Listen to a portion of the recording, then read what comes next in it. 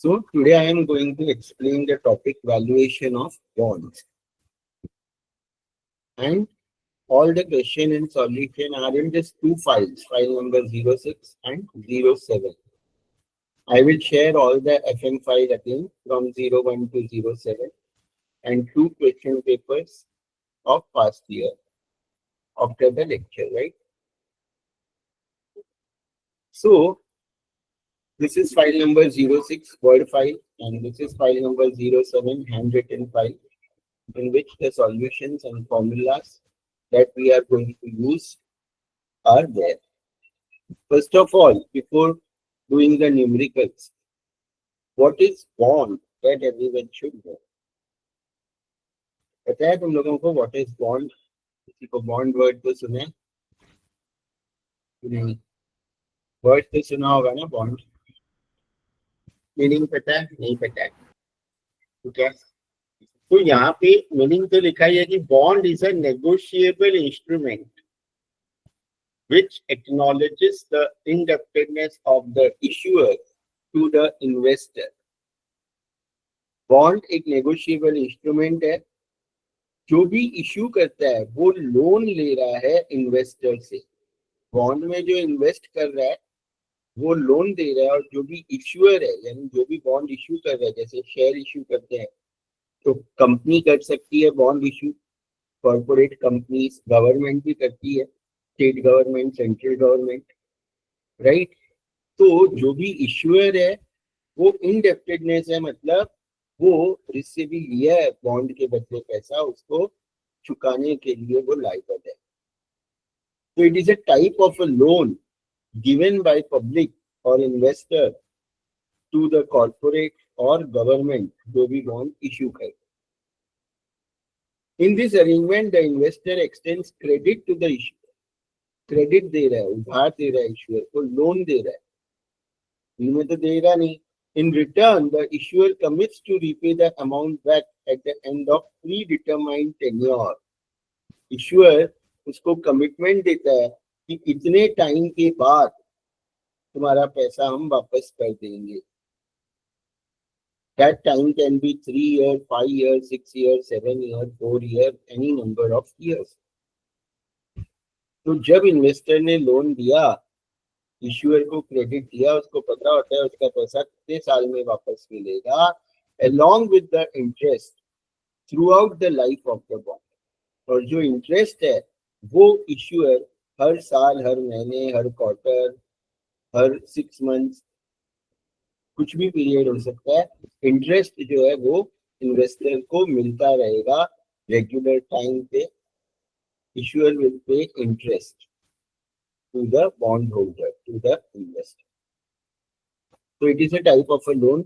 Meaning exam में कुछ आता है तो यहाँ पे है, इतना काफी है लिखने के लिए. फिर फीचर्स क्या है, क्या वर्ड्स हम यूज करने वाले हैं बॉन्ड से जिसका मीनिंग तुम्हें पता होना चाहिए. फर्स्ट वर्ड है पार वैल्यू. पार वैल्यू को हम फेस वैल्यू भी बोलते हैं. Face value of the bond which will be paid back at the time of maturity. Face value यानी बॉन्ड का यूजुअली जो पार वैल्यू फेस वैल्यू होता है वो होता है 1000. तो एक बॉन्ड 1000 का फेस वैल्यू है. तो हमें अगर 10 बॉन्ड खरीदने हैं तो हम 10,000 कंपनी को लोन दें, राइट. और कंपनी हमें जो भी टाइम पीरियड है 4 साल 5 साल, उसके बाद हमारा 10,000 वापस दे दे. तो face value is that value जो बॉन्ड का पेपर पे लिखा हुआ है, right.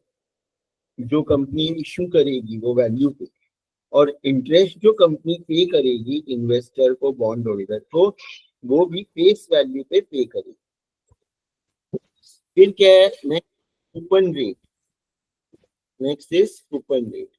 What is coupon rate? Is nothing, यहाँ पे इसका मतलब होता है इंटरेस्ट रेट. अगर मैं तुम्हें लोन दूंगा पर्सनली तो हम बोलेंगे क्या रेट ऑफ इंटरेस्ट है.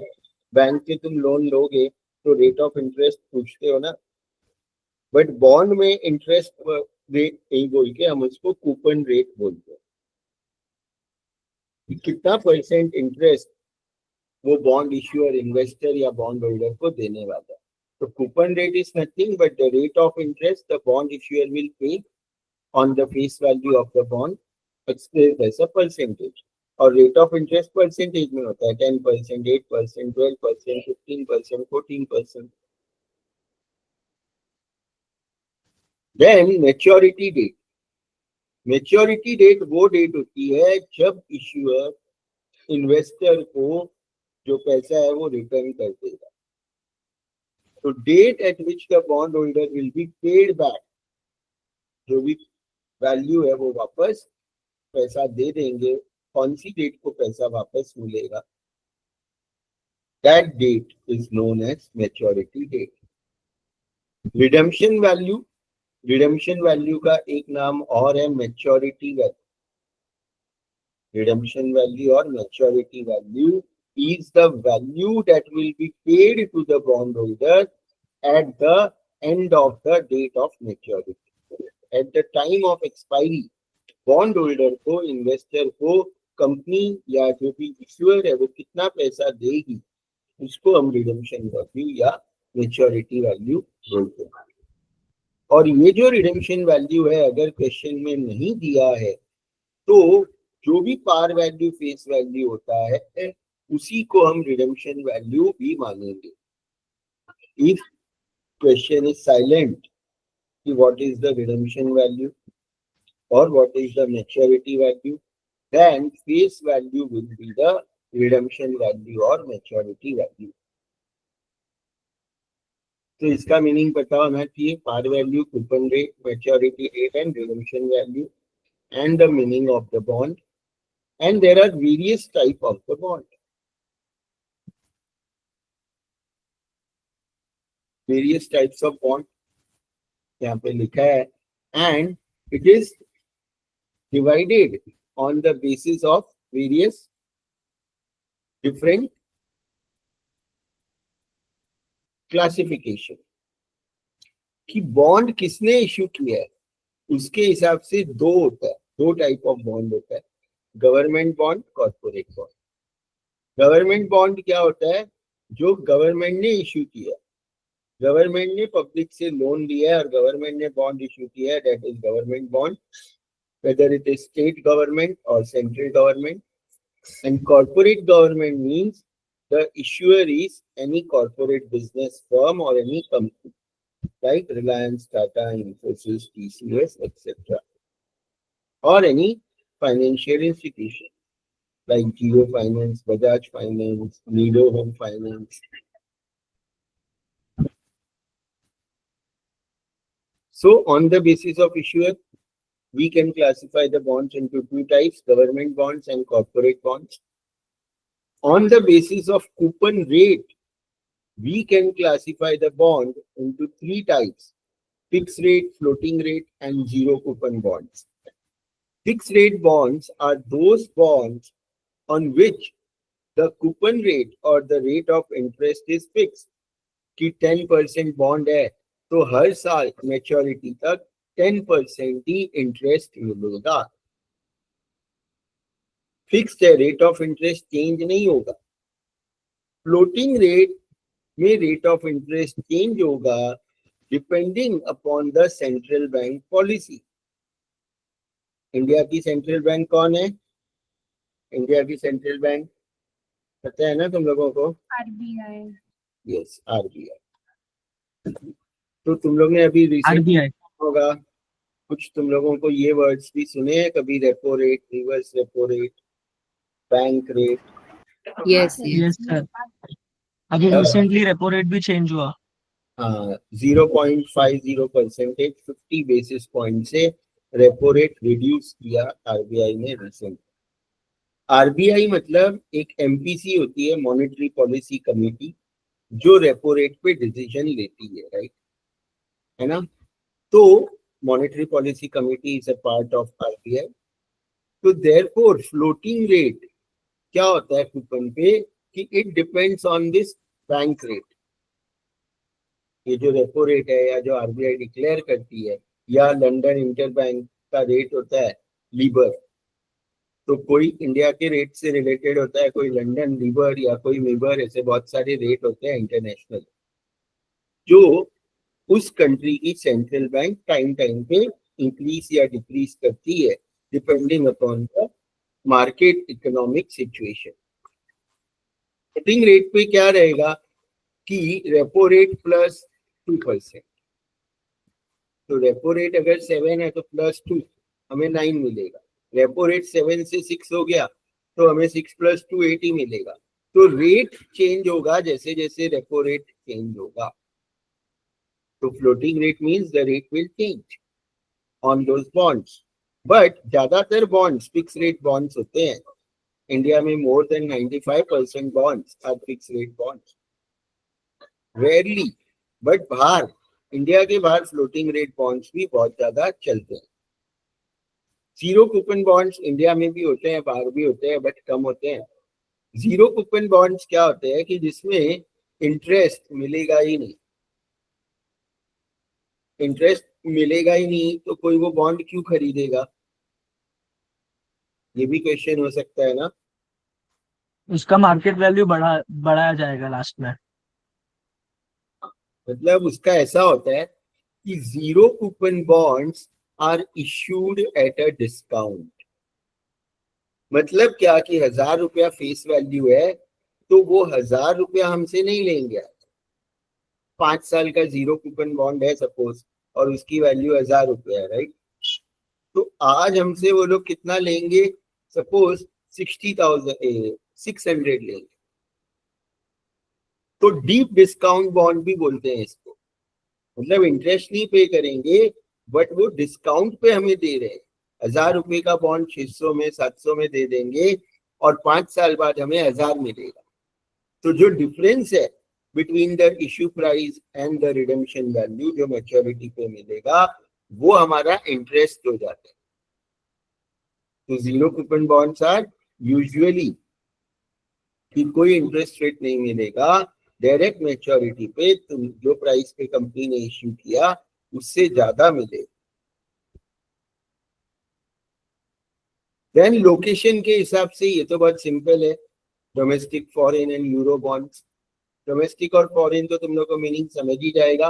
डोमेस्टिक बॉन्ड्स यानी इंडिया में जो इशू हुआ है, Indian government, Indian corporates have issued और issued in India, those are domestic bonds. Issued outside India, those are foreign bonds. And issued in European countries, those are Euro bonds. और euro bonds इसलिए famous है कि वो ज्यादा चलते हैं। वो सबसे पहला, और यूरो का जो बॉन्ड मार्केट था वो सबसे पहले डेवलप हुआ था वर्ल्ड में, इसलिए euro bonds are more famous. Then bond का रेटिंग के हिसाब से भी क्लासिफिकेशन होता है। There are various agencies like CRISIL, CARE, and 2-3 more in India who give rating to the bond. तो इन्वेस्टमेंट ग्रेड बॉन्ड्स जिनका रेटिंग अच्छा है, हाई यील्ड बॉन्ड्स जिनका रेटिंग बुरा है बट रिटर्न ज्यादा अच्छा मिलेगा। तो on the base of the rating. Then embedded option. Embedded option means bond के साथ जब कंपनी बॉन्ड इश्यू करती है they give you an option. तुम्हें चॉइस दी जाती है। बॉन्ड तो तुमने खरीद लिया, जो नॉर्मल बॉन्ड्स होते हैं उसमें तो 5 साल है तो 5 साल के बाद तुम्हें अपना पैसा मिल जाएगा। बट यहाँ पे क्या चॉइस होती है? कॉलेबल, पुटेबल एंड कन्वर्टेबल में कॉलेबल बॉन्ड्स क्या होते हैं? Are those bonds which the issuer of the bond can call back at any time before maturity, but after a period mentioned at the time of the issue. Hindi में मैं इसको बोलूं तो callable bonds वो bonds होते हैं जो issuer कभी भी वापस ले सकता है बॉन्ड होल्डर से मैच्योरिटी के पहले, लेकिन उस टाइम के बाद जो इश्यू करने के वक्त उसने बोला था। एग्जाम्पल कि अगर मैच्योरिटी 5 इयर्स है और जो कॉल पीरियड है वो 3 इयर्स है, तो जो इश्यूअर है, जो कंपनी ने बॉन्ड इश्यू किए, 3 साल तक तो वो कॉल बैक नहीं कर सकते, बट 3 साल के बाद 5 साल तक कभी भी अपना बॉन्ड होल्डर से वापस मांग सकती है, उसका पैसा उसको वापस चुका सकती है। तो callable bonds means company can call back its bond, take back its bond from the investor and give back his money to the investor or bondholder. Putable bonds, opposite of callable. वहां company के पास right था कि कभी भी हम अपना bond वापस ले सकते हैं, 5 साल का बॉन्ड है तो सपोज 3 साल के बाद, तो यहाँ पे इन्वेस्टर को राइट है। The investor or the bondholder has the right to put back the bond to the company at any time before the maturity, but after a period mentioned at the time of the issue. Hindi में puttable bonds वो bonds है जो bond holder company को वापस कर सकता है maturity के पहले, लेकिन उस पीरियड के बाद जो इश्यू करने के वक्त कंपनी ने मेंशन किया। और कन्वर्टिबल बॉन्ड्स, इधर N convertible bonds. Convertible bonds are those bonds which the bondholder has a right that they can, or they have an option that they can convert the bond into equity shares of the company if they want. 5 साल का bond है तो company 5 साल के बाद maturity पे ये option देगी, या 3 साल 4 साल के बाद कंपनी ये ऑप्शन देती है बॉन्ड होल्डर को कि अगर तुम्हें पैसा वापस नहीं चाहिए तो तुम्हें हमारी कंपनी के बदले में शेयर्स मिलेंगे। कितने शेयर्स मिलेंगे वो रेशियो जो है वो कंपनी डिसाइड करती है।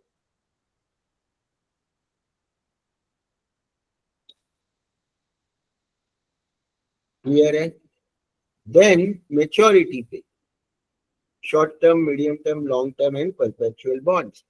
Short term bonds are those bonds which will be matured up to 1 year. 1 साल के अंदर जो मैच्योर होने वाले हैं वो short term bonds. Medium term वो 1 साल से 3 साल में जो मैच्योर होने वाले हैं वो मीडियम टर्म। लॉन्ग टर्म 5 से 10 या उससे ज्यादा साल में जो मैच्योर होने वाले हैं that is long term. And perpetual का मतलब तो मैंने टाइम वैल्यू में भी बताया था, कंटिन्यूअस, नो एंडिंग। तो परपेचुअल मतलब अनलिमिटेड, इनफाइनाइट, जिसकी मैच्योरिटी है ही नहीं।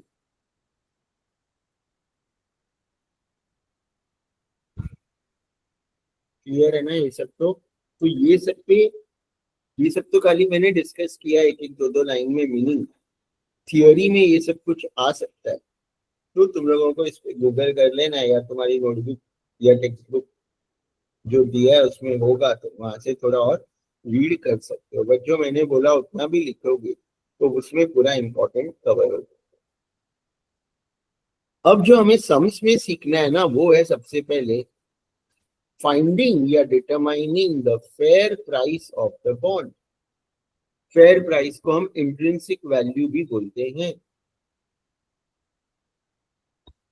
कोई भी बॉन्ड का फेयर प्राइस क्या है?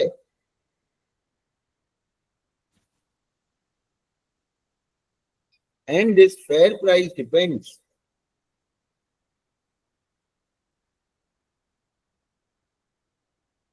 on what we are going to receive from that bond in the future. तो बॉन्ड का फेयर प्राइस कैसे निकालना है वो तो मैं सिखाऊंगा, और इसमें भी टाइम वैल्यू का कॉन्सेप्ट जो है वही काम आने वाला है। टाइम वैल्यू का कॉन्सेप्ट साइंटिफिक कैलकुलेटर भी यूज होगा, तो साइंटिफिक भी निकाल के रख लो जिसको नहीं आता है, या आता है तो कैलकुलेशन कैसे करेंगे। और कोई भी बॉन्ड हो, शेयर हो, या कोई भी प्रॉपर्टी हो, एसेट हो, अगर उसका हमें फेयर प्राइस निकालना है या इंट्रिंसिक वैल्यू निकालना है आज का, तो एक ही रूल है कि उस बॉन्ड से, उस शेयर से या उस प्रॉपर्टी या एसेट से फ्यूचर में हमें जो भी मिलने वाला है उन सब का प्रेजेंट वैल्यू निकालो। प्रेजेंट वैल्यू कैसे निकालते हैं वो मैंने बताया था। तो प्रेजेंट वैल्यू निकालो of all the future benefit that we are going to receive from this bond और उसका प्रेजेंट वैल्यू निकाल के उसका टोटल ले लो। जो भी टोटल आएगा that is your fair value और intrinsic value of the bond.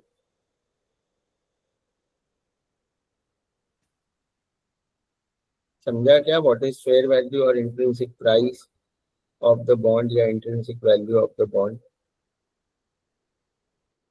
Yes sir. Value of all the cash inflow that we are going to receive in the future.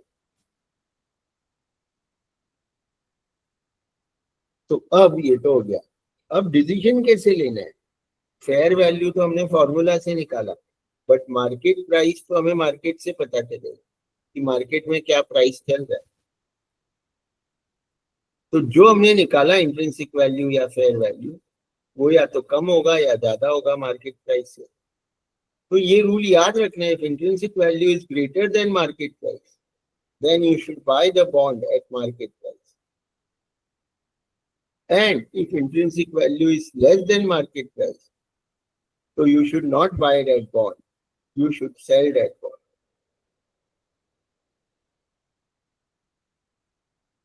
So ये concept याद रखने हैं। Sir एक minute. तो हमें पता कैसे चलेगा सर कि इंट्रिंसिक वैल्यू बड़ा है या छोटा है? इंट्रिंसिक वैल्यू तो हम क्वेश्चन में निकालेंगे ना। ओके। कैसे निकालना है वो तो सिखाऊंगा। और मार्केट प्राइस भी क्वेश्चन में दिया होगा। तो ओके इंट्रिंसिक सर। वैल्यू 100 है और मार्केट प्राइस 120 है, तो इंट्रिंसिक वैल्यू छोटा हुआ कि बड़ा? छोटा है सर। तो मतलब हम वो बाय नहीं करेंगे, हम सेल करेंगे, right? Okay, got it sir. अब देखो यहाँ पे एक सिंपल है, ये वाला बॉन्ड का सम है जो हम सम तो बाद में डिस्कस करेंगे। पहले अब value of the bond intrinsic value is simply, उसका एकदम सिंपल मीनिंग क्या होता है? Present value of all future cash flow from the bond. उस बॉन्ड से फ्यूचर में जो भी मिलने वाला है उन सब का प्रेजेंट वैल्यू तो ही हम क्या बोलते हैं? वैल्यू ऑफ बॉन्ड या इंट्रिंसिक वैल्यू ऑफ बॉन्ड। और उसका जो फॉर्मूला है वो ये है। ये फॉर्मूला तो तुम लोग लिख लोगे और सबका फुल फॉर्म भी लिख लोगे, क्योंकि हो सकता है एम की जगह तुम्हें एफ लिखवाए, कुछ और सिंबल कॉलेज में दे, आई की जगह कहीं कहीं सी लिखा होता है,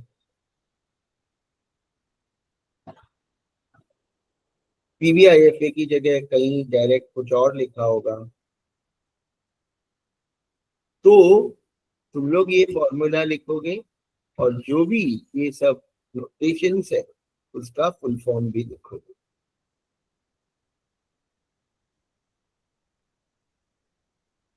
सो बैक करना था, वो फॉर्मूला लिखना था। हाँ,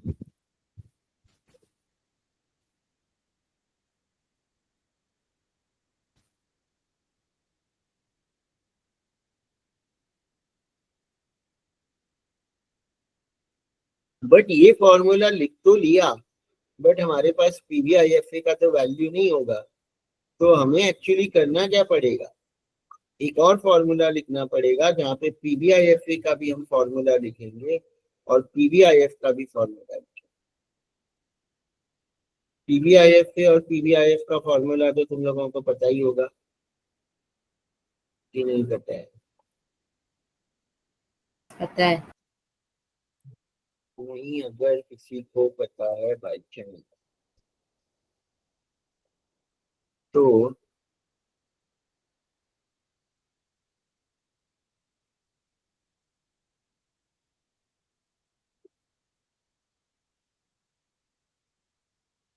ये तो देखो सेम 3 का फाइल है और सेम 3 का सिक्योरिटी एनालिसिस सब्जेक्ट है जो फाइनेंस वाले स्टूडेंट लेते हैं। उसमें भी ये टॉपिक वापस आने वाला है, बट उसमें इससे थोड़ा एडवांस वर्जन है। तो अल्टीमेटली ये तो वही फॉर्मूला है जो तुमने लिखा, बट इसको और एक्सपांड करेंगे तो ये वाला फॉर्मूला है। ये पीवीआईएफए का फॉर्मूला है और ये पीवीआईएफ का फॉर्मूला है।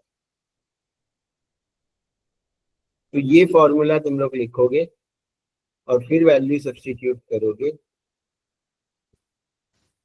क्योंकि उसमें मैंने पीवीआईएफ टेबल से लेके सॉल्व किया, बट तुम लोगों को ऐसे सॉल्व करना पड़ेगा अगर पीवीआईएफ टेबल यूज करना अलाउड नहीं है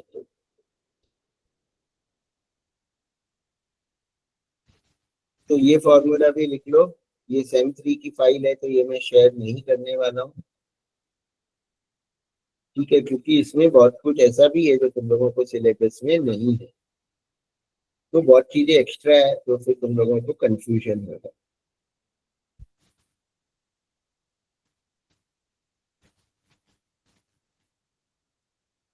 लिख लिया सबने? ये वाला लिख लो, फिर पूछना मत कि क्या है, sir just a sir second. एक मिनट एक मिनट। लिख लो, क्योंकि यही इसी में वैल्यू सब्स्टिट्यूट करके तुम निकालोगे कैलकुलेशन, और कैलकुलेशन किसी को नहीं आता है तो वो भी मैं बता दूं। एंड होप अभी तक तो साइंटिफिक तुम सब ने तो ले लिया होगा, और जो भी यूट्यूब सुनेंगे वो लोग भी जितना जल्दी ले लेंगे उतना ही अच्छा है सबके लिए। साइंटिफिक कैलकुलेटर एफएम और बीए के लिए बहुत इंपॉर्टेंट है, सेम 1 में स्पेशली और सेम 2 में। एंड द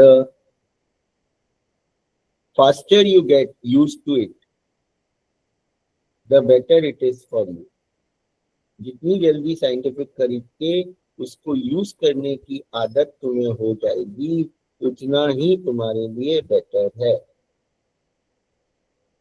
जितना भी डिले करेंगे लोग उनको एग्जाम में प्रॉब्लम होगी।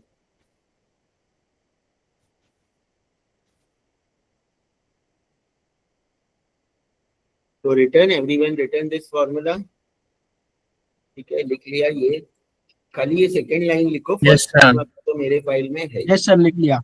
ये इसके नीचे ही लिख लेना। सबका यहाँ पे लिखा हुआ है मैंने। V क्या है, वैल्यू ऑफ बॉन्ड। I क्या है, I is face value into coupon rate, and उसको हम इंटरेस्ट भी बोलते हैं। M क्या है, मैच्योरिटी वैल्यू या रिडेम्पशन वैल्यू। N क्या है, नंबर ऑफ ईयर्स। हमने R यूज किया है, K यूज करो या R यूज करो, that is required rate of return. C is the coupon rate, FV is the face value. तो ये सारे नोटेशन भी पता होने चाहिए। ये फाइल तो मैं शेयर करूंगा तो कोई प्रॉब्लम नहीं है, ये मेरी हैंड रिटन फाइल ही है, ये मेरी हैंड राइटिंग है, और ये भी 2020 में ही बनाई थी मैंने, राइट, और तभी ये स्कैन किया था। इसमें लास्ट के 3 सम जो स्टूडेंट थी वो साल की रिचा, उसके हैंड राइटिंग में सॉल्व होंगे, बाकी सब मेरे हैंड राइटिंग में। ये लास्ट के 3 सम अलग हैंड राइटिंग है, ये मेरी नहीं है, ठीक है ना, बट सारे सम सॉल्व है तो कोई प्रॉब्लम ही नहीं।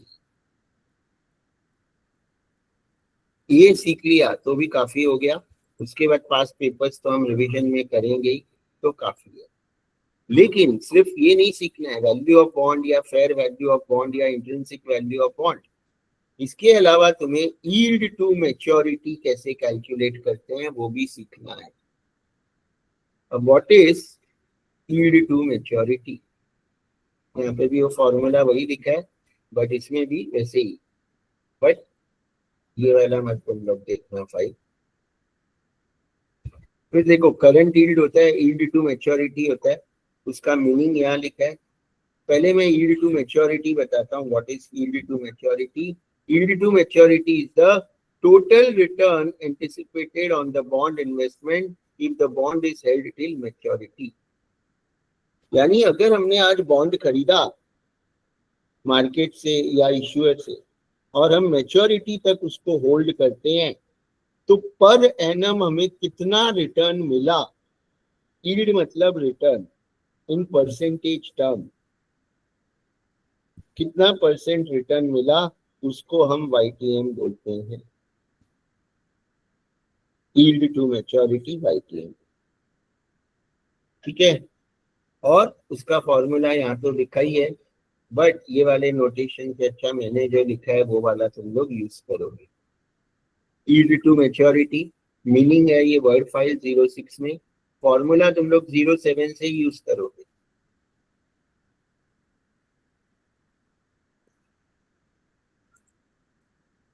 आई का फुल फॉर्म ऊपर लिखा हुआ है, वही मीनिंग है।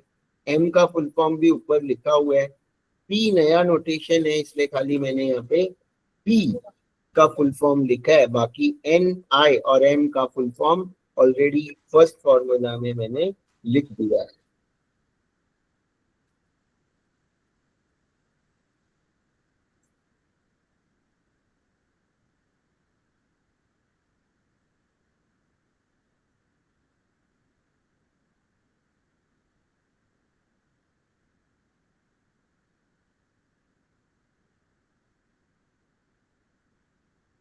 तो ये भी लिख लो YTM का फॉर्मूला। ये sir done. Then sir yes, जैसे जो यहाँ पे आपने फेस वैल्यू लिखा है और जो ऊपर फेस वैल्यू है वो दोनों अलग होगा ना प्राइस? देखो P क्या हो सकता है, वैल्यू हो सकता है, यानी ये वाला जो हम इंट्रिंसिक वैल्यू निकालते हैं वो हो सकता है P, और कोई क्वेश्चन में प्राइस मार्केट प्राइस हो सकता है P, और कोई क्वेश्चन में हमारे पास वैल्यू भी नहीं है, मार्केट प्राइस भी नहीं है, तो जो फेस वैल्यू है उसको भी हम P ले सकते हैं। तो स्लैश लिखा है मतलब और आइदर ऑफ दिस थ्री, ये तीन में से कोई एक हमें लेना है। अगर मार्केट प्राइस है तो हम मार्केट प्राइस ही लेंगे सबसे पहले, P means market price. Price नहीं है तो हम वैल्यू लेंगे, प्राइस और वैल्यू दोनों नहीं है तो फेस वैल्यू लेंगे। ठीक है, okay generally P means market price, ठीक है, but in some question we have to take the value और face value also. Then the next is current yield. अब YTM तो क्या था कि आज हमने लिया और मैच्योरिटी तक रखा 3 साल 5 साल, तो पर ईयर कितना रिटर्न मिला वो YTM है। करंट यील्ड क्या है, करंट यील्ड भी यहाँ पे मीनिंग था, sorry, annual interest divided by the current market price. Current yield मतलब अगर आज हमने बॉन्ड खरीदा और उसपे जो इंटरेस्ट मिलेगा तो वो 1 साल का इंटरेस्ट कितना परसेंटेज है on the current market price. मतलब ये उसका फॉर्मूला है। करंट यील्ड एकदम सिंपल है, that is I upon P, annual interest divide by market price. आज अगर हम मार्केट प्राइस पे खरीदते हैं और हमें जो इंटरेस्ट मिल रहा है, तो what is the percentage that we are getting annually in the form of interest on market price, या in other words interest is how much percentage of the market price. Hindi में कि इंटरेस्ट जो हमें मिलेगा हर साल वो मार्केट प्राइस का कितना परसेंटेज है, उसको हम करंट यील्ड बोलते हैं। क्लियर, ये भी लिख लो, और कभी कभी P की जगह B ले सकते हैं, वो तो मैंने इसलिए यहाँ लिखा ही है P मतलब वैल्यू और प्राइस एनीथिंग। उसके बाद हमें क्वेश्चन में ऐसा पूछा रहेगा कि एडवाइस कि इन्वेस्टर को ये बॉन्ड बाय करना चाहिए या नहीं करना चाहिए, तो ऐसा कोई डिसीजन पूछा है एंड में, तो ये उसका कॉन्सेप्ट है, वो भी मैंने यहाँ लिख दिया, जो मैंने वर्ड फाइल में भी डिस्कस किया था। If your intrinsic value is greater than market price then buy the bond, ये हमें एडवाइस करता है। But if intrinsic value is less than market price then we will advice sell, and if intrinsic value is equal to market price, कुछ मत करो, no bye no cell.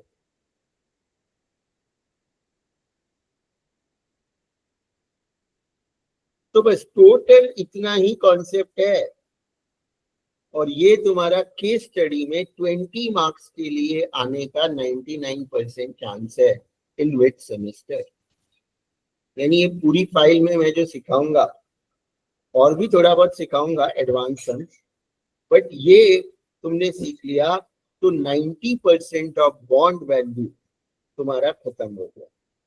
और इसमें कुछ में ज्यादा सम भी नहीं है, 9 सम है टोटल, शायद 8-9 सम है, जो बहुत इनफ है, बट थोड़े एडवांस सम, थोड़े पास पेपर्स के सम, वो हम डिस्कस करेंगे ऑब्वियसली वापस।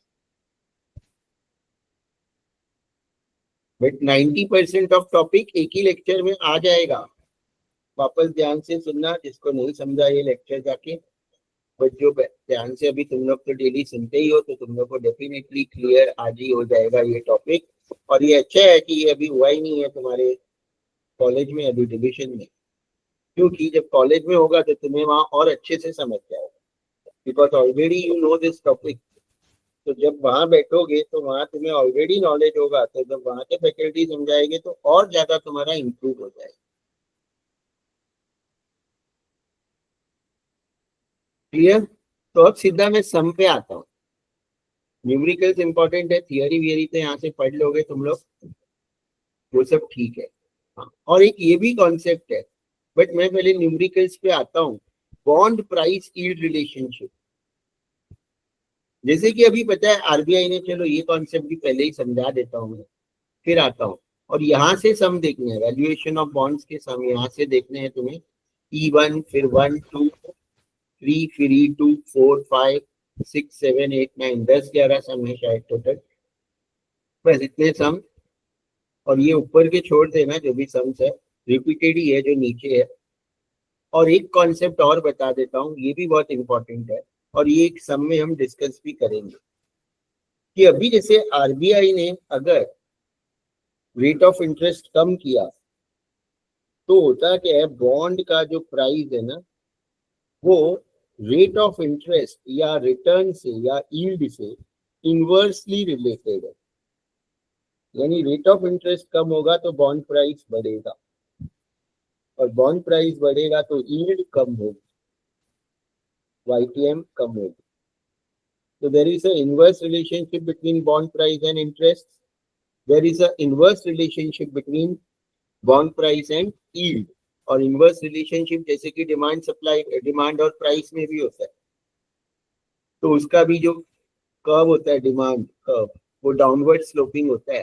तो बॉन्ड प्राइस और यील्ड, या बॉन्ड प्राइस और रेट ऑफ इंटरेस्ट, ये दोनों का, बॉन्ड प्राइस और yield and bond price and interest rate का इनवर्स रिलेशनशिप है।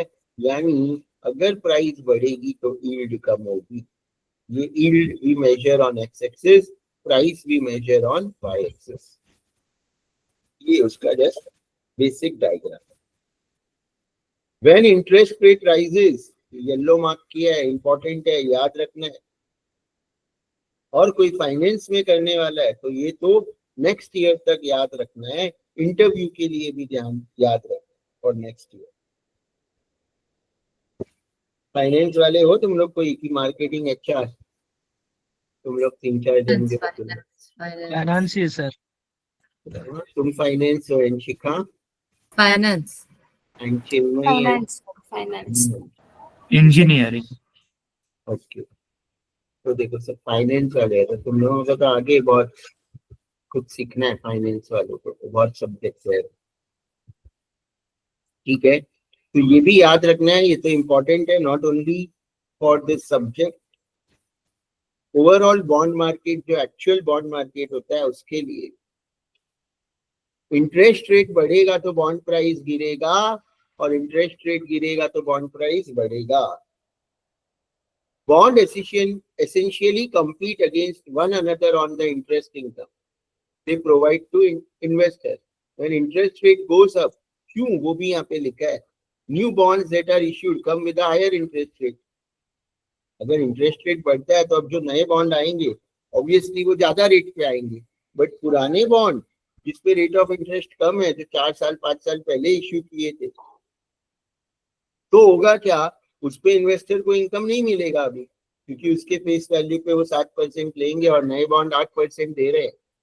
तो उसका जो प्राइस है वो फेस वैल्यू से कम हो जाता है, ताकि लोगों को वही रेट ऑफ रिटर्न मिले जो करंट है। तो when rate go down, new bonds issued have a lower interest rate and aren't as attractive as older bonds. और वाइस वर्सा होता है, वही यहाँ पे लिखा है।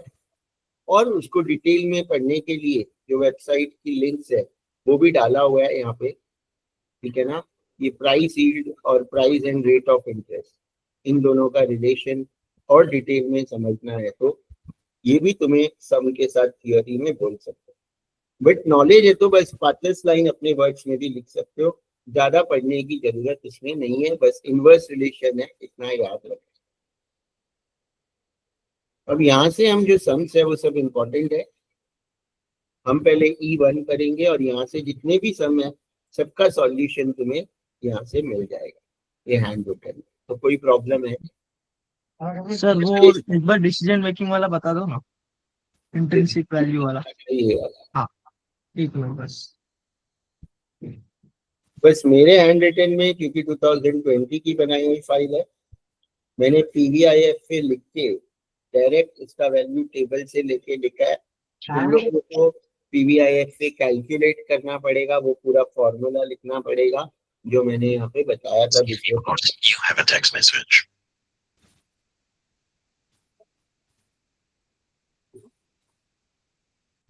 हो गया सर। ठीक है ना। तो अब देखो ये फर्स्ट सम है। सबसे पहले क्योंकि देखो ये वर्ड प्रॉब्लम है, तो जैसे मैं प्रीवियस लेक्चर्स में भी बोला हूँ, टाइम वैल्यू में भी, कि सबसे पहले क्या लिख लेने का क्वेश्चन पढ़ के, what is given. Given identify करना वेरी इंपॉर्टेंट। तो यहाँ पे तो सिंपल इंग्लिश ही है, तो तुम लोगों को भी समझ जाएगा what is given. Aseem, Aseem एक इन्वेस्टर है, एक नाम है। Is considering buying bond A, bond का नाम है। Currently quoting a price of 800, price of 800। तो 800 क्या है? Price, intrinsic value P, price 800 है। Following are the features of the bond. Face value 1000। Maturity 5 years है, मेच्योरिटी यानी N नंबर ऑफ ईयर्स की मेच्योरिटी। कूपन रेट यानी C 6%। Required rate of return, required yield R 12%।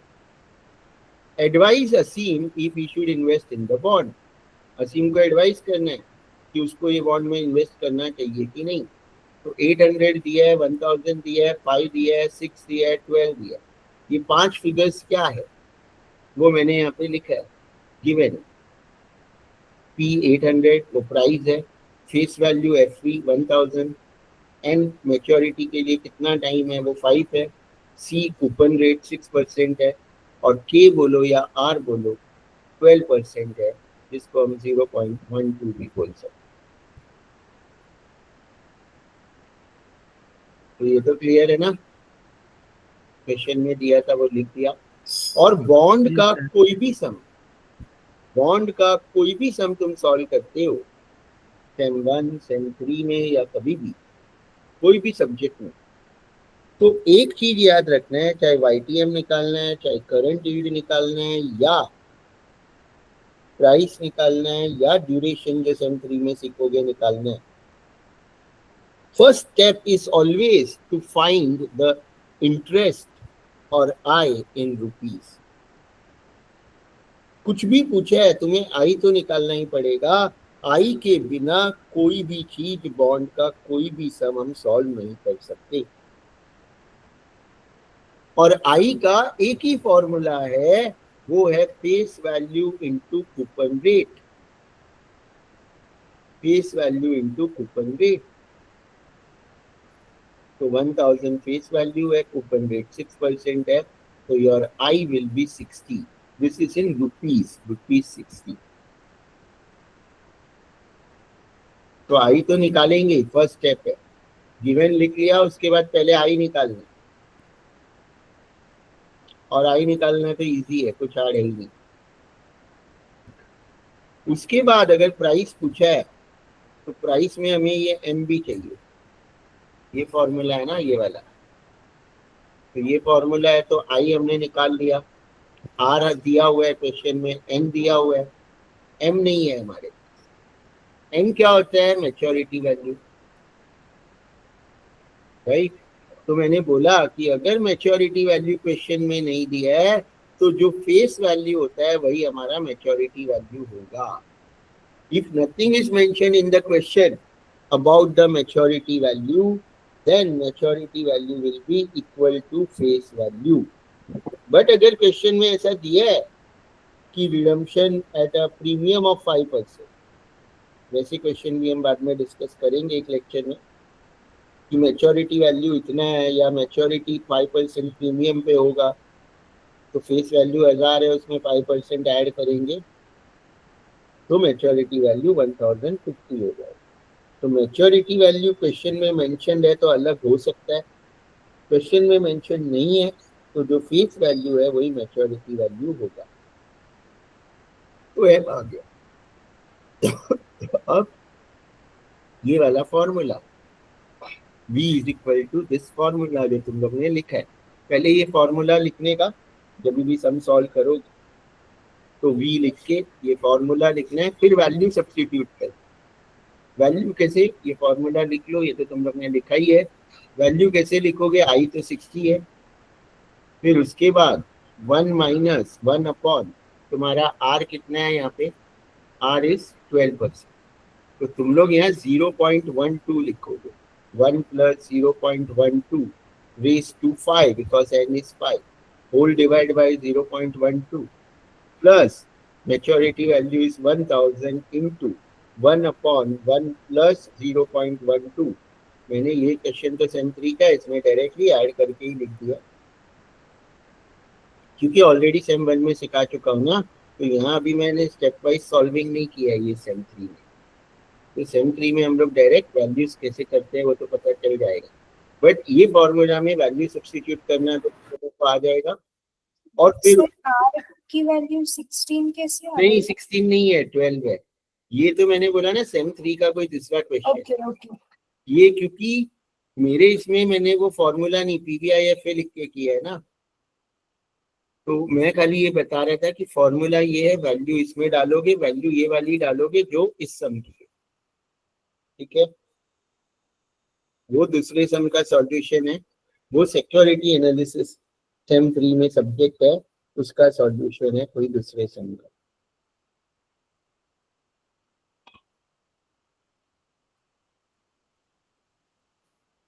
तो 783.69 आएगा अगर direct भी करते हो तो. मैंने तो क्योंकि पहले PVIFA टेबल से लिया, PVIF टेबल से लिया, फिर वो वैल्यू 4 तक लिखा. यस, मतलब मैं अभी आपको कैलकुलेट करके बताती हूँ वो फॉर्मूला में डाल के. 2 मिनट दो बस. हाँ, तो क्योंकि मैंने तो ऐसे किया है और 4 डिजिट तक लिया है, बट इसके आसपास ही आएगा. 2, 5, 10 पैसा इधर उधर. 783 है तो ऐसे नहीं कि 785, 82 कुछ आ जाएगा. 1-2 रुपए का डिफरेंस नहीं आएगा, पैसे में ही डिफरेंस आ सकता है.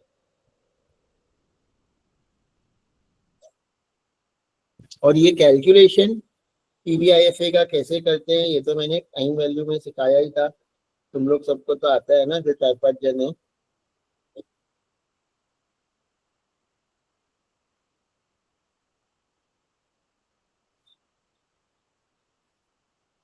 साइंटिफिक स्पेशली जो भी तुम्हारे क्लासमेट फ्रेंड्स है ना, सबको सिखा दो. किसी को नहीं आता है तो तुम लोग सिखा दो एक बार कि भाई साइंटिफिक यूज करना बहुत इंपॉर्टेंट है. सिर्फ टॉपिक का आना इंपॉर्टेंट नहीं है, FM और PL. तो कोई भी फ्रेंड जो तुम्हारा है खास जिसको नहीं आता और अभी तक साइंटिफिक नहीं लिया है या इजीली ले रहा है, कर लेंगे लास्ट में भी हो जाएगा. बट प्रैक्टिस कितना करोगे ना, स्पीड उतनी कैलकुलेट यूज करने की फास्ट हो जाएगी. सर एक बार आप फिर से वो स्टेप्स बता सकते हो जो PVIFF ऑफ साइंटिफिक कैलकुलेटर में करना है. नॉर्मल पहले तो टाइप करो जो भी नंबर है, तुम्हारा नंबर जो है वो टाइप करोगे. 60 है ना इधर, फिर इनटू, हाँ सर. ऊपर से तीसरी की प्रेस करो, थर्ड की from the above first column में जो अप डाउन की है, न्यूमरेटर डिनोमिनेटर में कर्सर चला जाएगा, है हाँ ना. सर. फिर ब्रैकेट, न्यूमरेटर में कर्सर है वहां पे 9 के ऊपर ओपन ब्रैकेट लेफ्ट वाला, ओपन ब्रैकेट लिया, फिर नॉर्मल 1, फिर नॉर्मल माइनस साइन, फिर वापस वो फर्स्ट लाइन का थर्ड की, फर्स्ट कॉलम का थर्ड की, अप डाउन की मैं उसको बोलता हूँ, वो प्रेस करोगे तो वापस न्यूमरेटर डिनोमिनेटर में चला जाएगा। फिर तुम लोग 1 टाइप करोगे, न्यूमरेटर में कर्सर है, 1 टाइप करने के बाद राइट एरो प्रेस करोगे तो कर्सर नीचे आ जाएगा। वहां पे ब्रैकेट में 1 प्लस 0.12 ब्रैकेट ओपन करके 1 प्लस 0.12 ब्रैकेट क्लोज करोगे डिनोमिनेटर में ही। फिर तुम्हारा थर्ड रो का फोर्थ या फिफ्थ की है x रेज टू y करके की होगा, राइट। वो की प्रेस करोगे तो ये ब्रैकेट के बाद कर्सर यहाँ पावर में आ जाएगा, पावर में, वहां पे 5 टाइप करोगे, राइट। Yes sir. तक हुआ। 5 टाइप करने के बाद राइट एरो दबाओगे तो कर्सर इधर आ जाएगा, ब्रैकेट को क्लोज कर दोगे, 9 के ऊपर वाला राइट, ब्रैकेट क्लोज किया। और ब्रैकेट शायद या नहीं लोगे तो भी चलेगा क्योंकि हमने अप डाउन ले लिया, तो ये वाला ब्रैकेट नहीं लोगे तो भी चलेगा और लिया है तो भी ठीक है। Then down arrow, then right arrow दबाओगे तो कर्सर नीचे आ जाएगा, यहाँ पे 0.12 टाइप करोगे, ठीक है। फिर नॉर्मल है, इसके बाद राइट एरो दबाओगे तो कर्सर वापस इधर आ जाएगा ऊपर, तो प्लस साइन दबाना है, प्लस तक आया। हाँ सर। उसके बाद वापस अप डाउन दबाओ, यहाँ के लिए ना वापस अप डाउन, हाँ अप डाउन दबाया तो न्यूमरेटर में तो वो 1000 टाइप करो, और फिर राइट एरो से कर्सर डिनोमिनेटर में आ जाएगा, वहां पे ब्रैकेट ओपन करके ब्रैकेट में 1 प्लस 0.12 ब्रैकेट क्लोज करके रेज टू 5 टाइप करने के बाद नॉर्मल इक्वल टू बटन दबाना है, नॉर्मल इक्वल टू की जो लास्ट की है, एकदम लास्ट कॉलम और लास्ट रो की लास्ट की, बॉटम राइट, तो तुम्हारा वैल्यू इसके आसपास आ जाएगा। कितना आया शिखा? सो मेरा कुछ अलग आ रहा है। 783.688 कितना? 783.688 783.688 मेरा भी यही आया। अब 678 ना, तो मेरा भी तो वही है, अच्छा ओके। 783.67। नहीं मैं दूसरे क्वेश्चन का आंसर ओ देख रही थी, अच्छा, ये मतलब तो मैंने बोला ना, ये सेम 3 का सॉल्यूशन है, ये खाली ये फॉर्मूला दिखाने के लिए मैंने ओपन किया, ठीक है। ये आंसर है, तो इतना ही है 783.678, लेकिन तुम्हें 2 डेसिमल ही लिखना है तो उसको 68 लिखोगे, राइट, या 67 लिखो, कुछ भी लिखो। तो ये बॉन्ड प्राइस है। अब हमें एडवाइस पूछा था क्वेश्चन कि एडवाइस असीम, तो उसके लिए जो मैंने रूल बताया तुम लोग ने लिखा है ना, अब तुम लोग बताओ।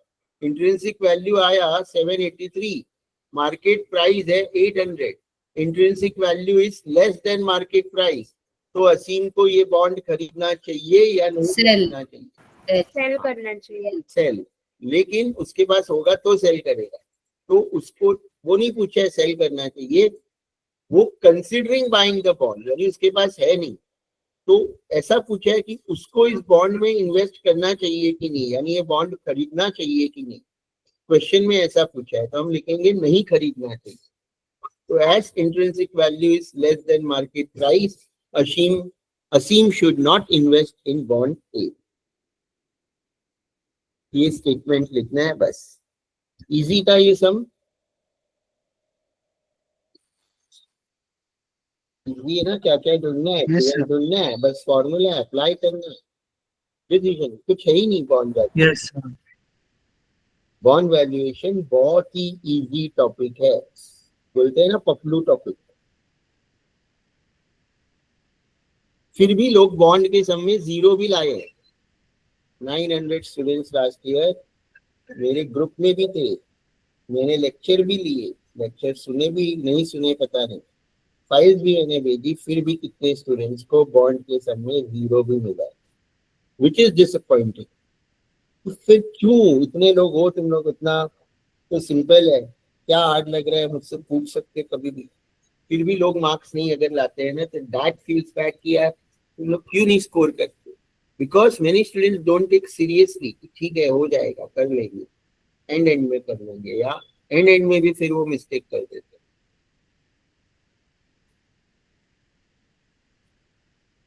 अभी ये सब फर्स्ट सम है, ये E1 था, एक्स्ट्रा वन, ये 2022 के मिड सेम में आया हुआ सम है, बट ये फाइल तो 2020 की है, बट सेम टाइप का सम डिट्टो 30 मार्क्स के लिए 2022 के मिड सेमेस्टर में आया था। 2022 का देखो ये पेपर भी है, और ये वाला 22 का जो सम है ना केस स्टडी में आया था, ये रहा, इधर बहुत बड़ा दिख रहा है, ठीक है वहां सम छोटा है क्योंकि ये केस स्टडी में देते हैं तो एक पैरा ऐड कर देते हैं जिसका कुछ लेना देना नहीं है। तो ये पेपर मैंने ऑलरेडी भेजा हुआ है, आज भी भेजूंगा, और अभी मैं जो सम करवा रहा हूँ 1, उसी तरह से इस सम को सॉल्व करना है, और ये तुम लोग सॉल्व करोगे, ठीक है। मेरे पास तो इसका सॉल्यूशन है, वो मैं अभी नहीं सेंड करूंगा। 30 मार्क्स का आया था, तुम लोगों को 20 मार्क्स का इस तरह का या कोई भी सम तो आएगा, ठीक है। तो ये सब मैं बताता हूँ क्या अलग है, थोड़ा सा अलग है बट कुछ ज्यादा अलग नहीं है। Consider a 10-year bond carrying a coupon of 14% issued 3 years ago for rupees 1000 its par value. Calculate the fair value of this bond if required rate of return RRR is 14%. तो यहाँ पे क्या क्या दिया है तुम लोग मुझे बताओ कि क्या क्या है, तुम लोग क्या क्या आइडेंटिफाई कर पा रहे हो। Time of bond is 10 year. Okay, N is 10 years, ठीक है, और क्या आइडेंटिफाई कर पा Coupon रहे rate हो। 14%. C is 15% and Price of the bond price is price 1000. is 1000. नहीं, प्राइस नहीं, वो फेस वैल्यू है, ब्रैकेट में लिखा है ना पार वैल्यू, प्राइस वर्ड तो है ही नहीं, प्राइस हमें चाहिए भी नहीं। प्राइस कब दिया रहेगा, जब उन लोग ने एडवाइस पूछा है। प्राइस खाली हम कंपेयर करने के लिए यूज करते हैं ना, जैसे फर्स्ट सम में हमने ये 800 क्या किया, किधर भी कैलकुलेट करने में थोड़ी यूज किया, खाली कंपेयर करने के लिए कि वो बाय करना चाहिए कि नहीं। तो इस सम में प्राइस तो दिया ही नहीं है, यहाँ पे पार वैल्यू लिखा है, पार वैल्यू मतलब फेस वैल्यू, फेस वैल्यू तो हर क्वेश्चन में दिया ही रहेगा, और ये तुम्हारा आर है, रिक्वायर्ड रेट ऑफ रिटर्न। तो आर हो गया, सी हो गया, एफ बी हो गया, एन हो गया, ये 4 चीजें ही हमें चाहिए अगर हमें फेयर वैल्यू निकालनी है। तो ये सब में भी देखोगे तो 4 चीजें ही चाहिए, प्राइस नहीं चाहिए, प्राइस खाली एडवाइस करने के लिए चाहिए, कंपेयर करने के लिए चाहिए। तो एफ बी, एन, आर और सी है, तो you can calculate the value और intrinsic value of that bond. But एक ट्विस्ट कुछ नहीं लग रहा तुम्हें, यहाँ पे कुछ दिया है ना एक और नंबर, इसको क्या करेंगे, इसका कुछ यूज है कि नहीं। और मैच्योरिटी, हाँ मे बी मैच्योरिटी है। नहीं, मैच्योरिटी तो 10 है कि 3 है, वही तो पूछ रहा हूँ। एन मैच्योरिटी पीरियड होता है, बट एन 10 लेंगे। 10 है सर, 10। अब हुआ क्या था यहाँ पे, जब ये क्वेश्चन आया तो मैंने ये सिखाया था, देखो मेरी फाइल में 22 वाले ईयर को भी सिखाया था। कुछ स्टूडेंट को तो इसमें फुल 30 आया और किसी किसी को 0 आया। किसको 0 आया, जिसने भी N10 ले लिया उसको 0 आया, और जिसने भी N3 ले लिया उसको भी 0 आया, और मोर देन 50% स्टूडेंट्स ने N को 10 और 3 ले लिया।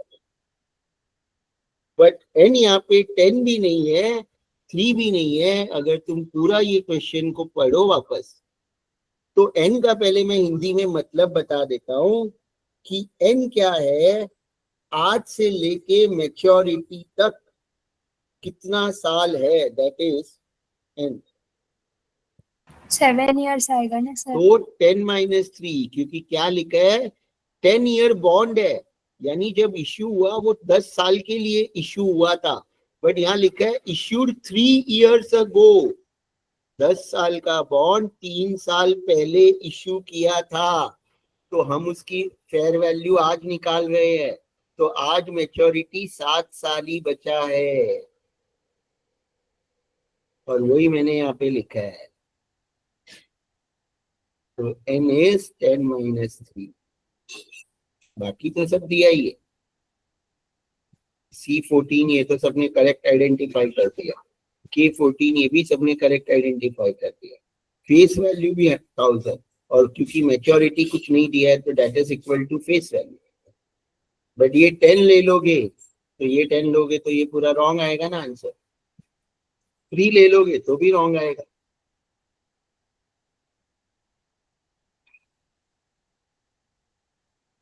समझा? अभी इश्यूड 3 years अगो का मतलब समझ गए ना? क्लियर है? 10 साल का बॉन्ड 3 साल पहले इश्यू किया था, तो अभी 7 साल ही बचे हैं। क्लियर? ये एनी डाउट? किसी को कुछ डाउट है कि क्लियर है? क्लियर है सर। क्लियर है सर। दैट्स इट, बाकी कुछ नहीं है, वैल्यू निकालना है। वही फॉर्मूला जो ये वाला तुम लोग सब वैल्यू डालोगे, सॉल्व करो, तो इसका एग्जैक्ट 1000 ही आ रहा है, राउंड अबाउट 999, तो मैंने उसको अप्रॉक्स 1000 जोड़ दिया। तुम लोगों का हो सकता है एग्जैक्ट 1 एवरीथिंग। और पहले आई निकालने का बोला है ना, आई का फॉर्मूला वही है, कॉमन FV × C। गिवन का लिए 2 लाइन में है, आई तो हमें निकालना होता है, तो 1000 × 14%। और K को R और K सेम है, मैंने K लिखा है, तुम लोग उसको R लिख सकते हो, K लिख सकते हो, दैट इज ओके। फॉर्मूला में अगर तुम लोग R लिख रहे हो तो R लिखोगे, K लिख रहे हो तो K लिखोगे। तो आई 140 हो जाएगा। सब वैल्यू हमारे पास आ गए, सब वैल्यू सब्स्टिट्यूट करके हमारा आंसर आ जाएगा 1000। सर एक डाउट था, यस, वो जो क्वेश्चन में RRR इज इक्वल्स टू कुछ तो परसेंटेज दिया था, वो क्या है? RRR क्यों, क्या होता है? यहाँ शॉर्ट फॉर्म में लिखा है required rate of return, okay that is your R। ऊपर देखो मैंने यहाँ पे, इसलिए मैंने पहले ही बताया ना, ये K और R, required rate of return, या उसको रेट ऑफ रिटर्न या यील्ड कभी दिया रहेगा। ठीक है, तो R तो हमेशा क्वेश्चन में दिया ही रहेगा, K बोलो या R बोलो, दोनों नोटेशन इसलिए मैंने यहाँ पे पहले ही लिख दिया। कोई डिवीजन में K सिखाएंगे, R सिखाएंगे, मेरे फाइल में भी कहीं पे K मिलेगा, कहीं पे R You have a मिलेगा। text message. Okay sir. 1000 आ जाएगा, वो तो अभी तुम लोगों को कैलकुलेशन आ गया तो उसमें टाइम वेस्ट नहीं करते हैं, ठीक है ना? वो तो तुम लोगों को आ ही जाएगा, राइट? अब ये 1000 आ जाएगा। अप्रोक्सीमेट आ रहा है सर 999.962। हाँ बराबर है, राइट, मेरा भी वही आ रहा था 999.96, तो मैंने उसको 1000 ले लिया अप्रोक्स। ये अप्रोक्स का साइन है, ठीक है? सो यस, सर आपके बॉन्ड की सिखाने के बाद से एक बार फिर से आप कैलसी पे बता सकते हो वैल्यूज कैसे डालना है, क्योंकि मेरे आंसर्स थोड़े ऑड आ रहे हैं। ठीक है, हाँ मैं सिखाता हूँ ये लेक्चर के बाद, ठीक है? हाँ ठीक है ठीक है। अब क्वेश्चन में और क्या पूछा है, देखो, let's say market interest rate has fallen, so the investor now expect a return of 10% from the bond. What will be the new fair value? Expected rate of return, required rate of return, कोई हम expected return भी बोलते हैं। यानी ये जो R14 था वो अभी 10 हो गया, तो फेयर वैल्यू क्या होगा? तो कुछ नहीं, खाली वो जो R है वो हमने 14 लिया था, अब हम R को 10 लेंगे, पूरा स्टेप वापस सॉल्व करेंगे। इस फॉर्मूला में R को 10%, बाकी सब सेम ही रहेगा, 10% लेके सॉल्व करेंगे तो उसका वैल्यू अप्रोक्सीमेट 1194.78 आएगा। वो भी कर लेना बाद में। और also calculate the price of the bond when the interest rate rise and investor expect 18% from the bond. अब R 10 की जगह 18 हो गया, मतलब 14 की जगह 10 हुआ, फिर 18 लेके सॉल्व कर दो, कुछ नहीं, 18 लेके सॉल्व करना है तो भी एक प्राइस आ जाएगा। फॉर्मूला वही रहेगा, बाकी सब चीजें भी वही रहेगी, सिर्फ आर चेंज हुआ, ओनली आर चेंज, राइट। अब ये वाला जो क्वेश्चन देखोगे ना मिड सेमेस्टर 22 का, तो यहाँ पे ये सब तो कुछ काम का नहीं है, केस स्टडी है तो दे दिया है कि ग्लोबल कंपनी है, ये है वो है, उसका यहाँ पे काम है। इंफॉर्मेशन कहाँ से है? यहाँ से company issued 10-year bond carrying a coupon of 12% 3 years ago। Same वैसा ही है, 12% लेकिन है कूपन, हमारा 14 का है ना। 2019 में इश्यू किया, ईयर वीयर दे दिया है, ठीक है। कंपनी को according to the plan set in 2019 the company established their first unit, अभी 2022 में उसका फर्स्ट यूनिट सेट हो गया। तो ये तो वही इंफॉर्मेशन है। पूछा क्या था देखो, in the year 2022 the interest rate has fallen, so the investors now expect a return of 10%, what should be the price of the bond now. और क्लियरली वापस उन लोगों ने मेंशन किया था this are issued 3 years ago, but क्योंकि दो period दिया था 10 और 3, और ये सम होते हुए भी मेरी फाइल में लोगों ने मिस कर दिया। 10 - 3 7 लेके सॉल्व करोगे, सब कुछ दिया है, 15 मार्क्स एक पेज में सॉल्व हो जाएगा, 15 मार्क्स तुम्हारे पॉकेट। और फिर वही what would be the price of the bond if the interest rate rises, बस। मतलब ये 2 बार करना था जो यहाँ पे 3 बार किया, और एक पेज पे 30 मार्क्स, 2 पेज पकड़ लो। कितना इजी सम था 22 में। अगर अब तुम लोग को तो इजी लग रहा है ना, समझ गए, तो तुम लोग को अगर ऐसा सम आया तो मिस्टेक नहीं करोगे ना डेफिनेटली। Yes sir. नहीं करेंगे। इतना इजी। 30 मार्क्स किसको बोलते हैं? और 30 की जगह 0 मिल जाए सिर्फ एक एन रॉन्ग लेने की वजह से, तो कितना तुम्हें बुरा लगेगा कि एक एन, यार एक एन मतलब पूरा टॉपिक आता है, सारे फॉर्मूला पता है, प्रैक्टिस किया है, बट एन लेने में कंफ्यूजन हो गया और सीधा 0 दे दिया। So therefore what given identify करना ही सबसे मेन है कि जो वैल्यूज लेने हैं वो क्या लेने। कोई रॉन्ग ले लिया तो फॉर्मूला आते हुए सॉल्व करते हुए सब कुछ करने के बाद भी मार्क्स नहीं मिलते हैं, तो दैट फील्स बैड। तो अब ये तो बहुत सिंपल था, तो अब ये हो गया। अब मैंने क्या किया है यहाँ पे ना, मैंने एक एक्सप्लेनेशन भी लिखा जो मैंने ऑलरेडी बताया वहां पे कि जो बॉन्ड प्राइस है और इंटरेस्ट है ना, उसका इनवर्स रिलेशन है। और तुम अगर ये देखोगे प्राइस, तो अगर ये जो था रिक्वायर्ड रेट 14 था तो price was, fair value was 1000। अगर रेट कम हो रहा है 14 से 10, तो प्राइस क्या हो रहा है? 1000 से बढ़ रहा है 1195 के आसपास। और अगर रेट बढ़ रहा है तो प्राइस कम हो रहा है।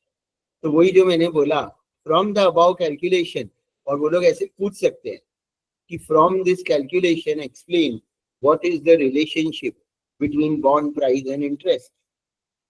कि तुम अब ये बताओ कि बॉन्ड प्राइस और इंटरेस्ट में क्या रिलेशन है, और explain with the help of a diagram. तो डायग्राम तो वो बताया, डाउनवर्ड स्लोपिंग बेसिक डायग्राम बना देना है बस। इनवर्स रिलेशनशिप है वही लिखना है, वही मैंने यहाँ पे लिख दिया है। It can be seen that inverse relationship between price and interest rate, as interest rate decreases from 14 to 10, price goes up from 1000 to 1195, and similarly interest rate increases from 14 to 18, price decreases from 1000 to 847। तो कुछ भी अगर comment आता है, theory आता है सम के साथ, इस पे रिलेशनशिप को एक्सप्लेन करने बोलते हैं बॉन्ड प्राइस और यील्ड, या बॉन्ड प्राइस और इंटरेस्ट को, तो ये वाला ही कॉन्सेप्ट याद रखना है, इनवर्स रिलेशनशिप वाला। Right, clear? Yes sir. अब इसमें तो तुम लोग आइडेंटिफाई कर लोगे, हमें प्राइस ढूंढना है, यानी प्राइस यानी वही फेयर वैल्यू। 4 चीजें चाहिए उसके लिए, एन चाहिए, सी चाहिए, आर चाहिए और फेस वैल्यू चाहिए। तो इसमें 4 चीजें दी है, इसमें तो सब इजीली आइडेंटिफाई कर लोगे। देखो यस सर। किसी को कुछ आइडेंटिफाई करने में प्रॉब्लम है। Compute the price of a 10-year bond, तो एम है 10, 12% कूपन रेट, सी है 12%, par value 1000, face value is 1000, required rate of return r is 13% और m वही हो जाएगा फेस वैल्यू। तो ये तो मैं एक्सप्लेन नहीं करता हूँ, सॉल्व तो इधर है ही, m10, c12, फेस वैल्यू 1000 है ना, और k 13%, राइट, और m 1000। आई पहले निकालते हैं, वही face value into coupon rate, फिर फॉर्मूला यूज करना है, पीवीआईएफए की जगह वो वाला फॉर्मूला, ये वाला, सब वैल्यू सब्स्टिट्यूट करने हैं, कैलकुलेट करने। तो ये तो सिंपल है, कुछ हार्ड नहीं है, वैल्यू ये आ जाएगा। नहीं आएगा तो मुझे डाउट पूछ लेना। तो इस क्वेश्चन में तो you will not need any explanation because it is same only. अब जो इम्पोर्टेंट है ये वाला, थर्ड वाला, ये इम्पोर्टेंट है। अब ये भी तुम लोग पढ़ो, इसमें भी सब आइडेंटिफाई तुम लोग कर लोगे, बट मैंने इसको क्यों इम्पोर्टेंट बोला, क्या इसमें अलग है, वो भी तुम लोग मुझे सेमी बताओ। Annually, yes interest semi annually पे हो। यस, तो सेमी एनुअली होता है, क्वार्टरली होता है, मंथली भी हो सकता है, बट बॉन्ड में ना वो लोग क्वार्टरली और मंथली मोस्टली नहीं देंगे, ऐसे मेरा एक्सपीरियंस बोल रहा। बट टाइम वैल्यू में मैंने बताया ही है कि अगर सेमी एनुअली या क्वार्टरली या मंथली होता है तो हम क्या करते हैं, एन और आर को क्या करते हैं बताया है ना, क्या करते हैं सेमी एनुअली में, याद है किसी को? r डिवाइड बाय 2 और n तो को डिवाइड बाय मल्टीप्लाई बाय 2। 2 करते हैं। हाँ, सेमी एनुअली है तो डिवाइड बाय 2, जो भी रेट ऑफ इंटरेस्ट है, आर है या आई है या के जिसको बोलो, और एन को मल्टीप्लाई बाय 2 बराबर है। बट यहाँ Yes, पे 3 चीजों को चेंज करनी है, 3 चीजों को क्या क्या करना है। एक तो एन 8 ईयर दिया है तो 8 इंटू 2, फिर कूपन रेट को भी करना पड़ेगा डिवाइड, और जो आर है जिसको मैंने के लिखा है उसको भी। तो इन बॉन्ड कूपन रेट और आर को डिवाइड बाय 2 अगर सेमी एनुअली है, और एन को मल्टीप्लाई बाय 2 करना है, 3 चीजों को करना है इन बॉन्ड, ये तुम लोग ध्यान रखोगे। कूपन रेट को भी करना है, क्वार्टरली है तो divide by 4 and multiply by 4, monthly है तो divide by 12 and multiply by 12, but quarterly और मंथली का बॉन्ड में आने का चांस कम है, टाइम वैल्यू में आ सकता है, और वो भी याद ही रखना है फॉर टाइम वैल्यू। तो बस, बाकी कुछ अलग नहीं है। अब आई जो निकालोगे ना, तो उसमें ये नया वाला कूपन रेट लोगे, यानी जो डिवाइड बाय 2 करके आया वो, तो फेस वैल्यू इंटू सी यानी 100 इंटू 6%, 6। और फिर जब ये फॉर्मूला में वैल्यूज डालोगे तो यहाँ पे भी वो आर नया वाला लोगे, आर यानी 14 divide by 2 7%, 7 divide by 100 that is 0.07, और एन भी 16 लोगे, 8 नहीं लोगे, एन यहाँ पे 16 लोगे। तो सेमी एनुअली में फॉर्मूला चेंज नहीं होगा, सिर्फ एन, कूपन रेट सी और आर चेंज करना है, बाकी मेथड वही रहेगा। तो सेमी एनुअली भी आ गया तो नथिंग हार्ड, बट इसका कैलकुलेशन करना है कि समझ गया, आ जाएगा कैलकुलेशन, समझ गया ये लिखना है तो लिख लो प्रेजेंटेशन कि हम ये डिवाइड करते हैं, ये याद रखने के लिए।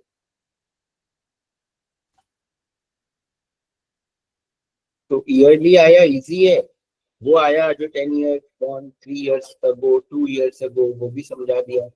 सेमी एनुअली आया, वो भी समझा दिया। और ये बस 3 सम भी कर लिए, 2-3 सम, इस तरह का एक सम 100%, दो मैं 99.99 यूज करता हूँ, but still I am saying 100%, 99.99% आएगा ही।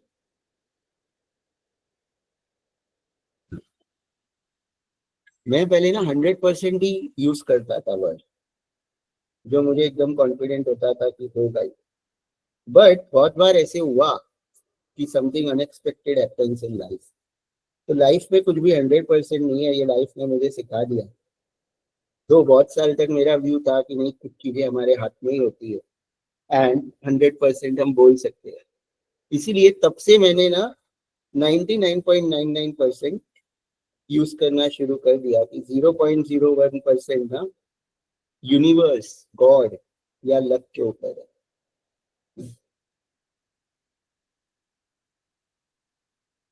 तुम लोग भी एग्री करते हो इसको कि 100% वाले हो तुम लोग?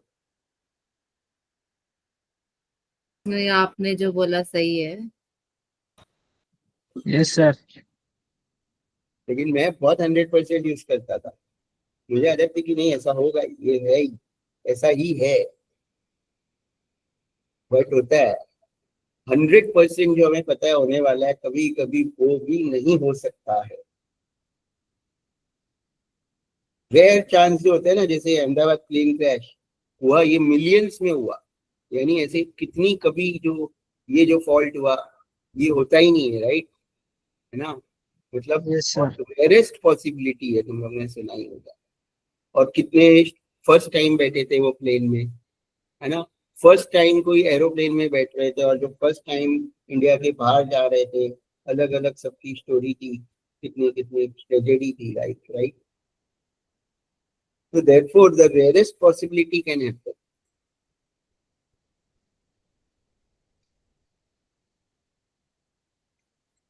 तो ये आंसर आ जाएगा। सेमी एनुअली में कोई डाउट किसी को? No sir. No sir. तुम लोगों को तो बॉन्ड्स आज ही आ जाएगा यार। कॉलेज में तो नहीं बैठोगे तो भी आ जाएगा, बट बैठना और एकदम परफेक्ट हो जाएगा, बस फुल स्कोर कर। लोग तो सब फटाफट समझ रहे हो। अभी ये वाला, a bond of rupees 10,000 bearing coupon rate 12%. Bond of 10,000 मतलब face value is 10,000, coupon rate 12%, तो C 12%, redeemable in 8 years, तो N is 8 years. At par यानी par पे ही redeem होगा, तो maturity value भी 10,000. Is trading at 10,600. Trading at मतलब ये प्राइस है, ये प्राइस में अभी वो बिक रहा है, ट्रेड हो रहा है मार्केट में। तो ये प्राइस P है, ये फेस वैल्यू है, ये C है, ये N है, और maturity same as face value 10,000। लेकिन इसमें फेयर वैल्यू नहीं बोला है, करंट यील्ड एंड YT है। तो वो कैसे ढूंढते हैं वो भी मैं एक्सप्लेन कर देता।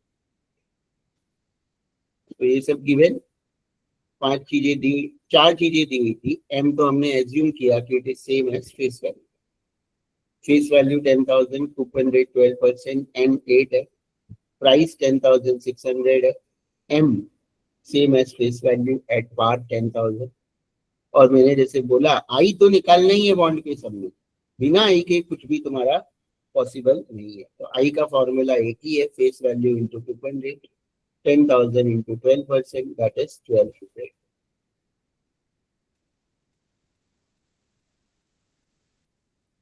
करंट यील्ड आई upon P, interest upon market price. Interest 1200 है, मार्केट प्राइस 10,600 है। 1200 upon 10,600, it will be 0.1132 up to 4 digits. Multiply it by 100. So your current yield is 7.32%. तो current yield तो बहुत ही simple है. Price will always be given in the question. आई हमने find ही करनी, और कभी कभी प्राइस नहीं दिया है तो जो हम फेयर वैल्यू निकालेंगे बी का फॉर्मूला यूज करके, और करंट यील्ड बोला है तो फेयर वैल्यू निकाल के वो यहाँ पे लेंगे, वो प्राइस की जगह पे लेंगे।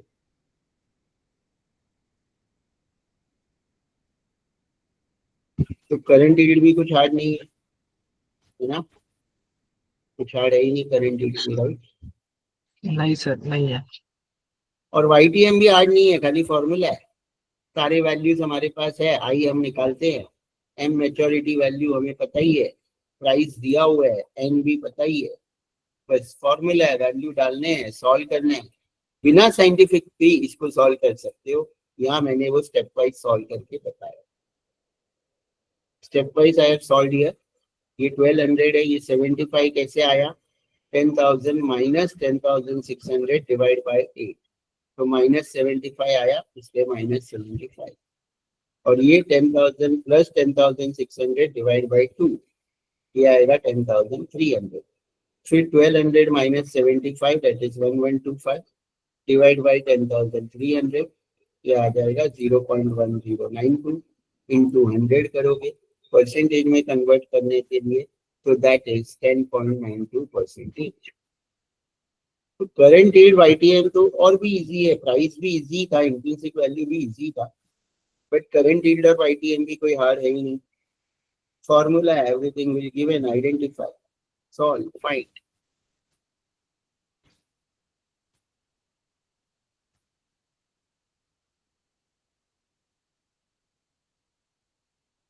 ये सब कैलकुलेशंस देखना है, देख लो, एक सम सॉल्व कर लो, फिर समझ ही जाएगा.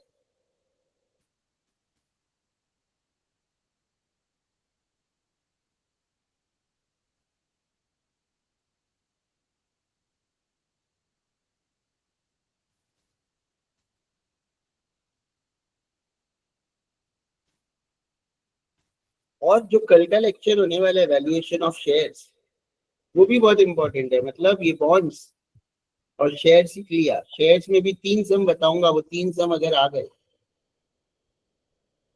तो तुम्हारा 35 मार्क्स का एफएम खत्म. बट शेयर शायद मिड सेम में नहीं होगा. हाँ, कल सिखाऊं कि नहीं सिखाऊं?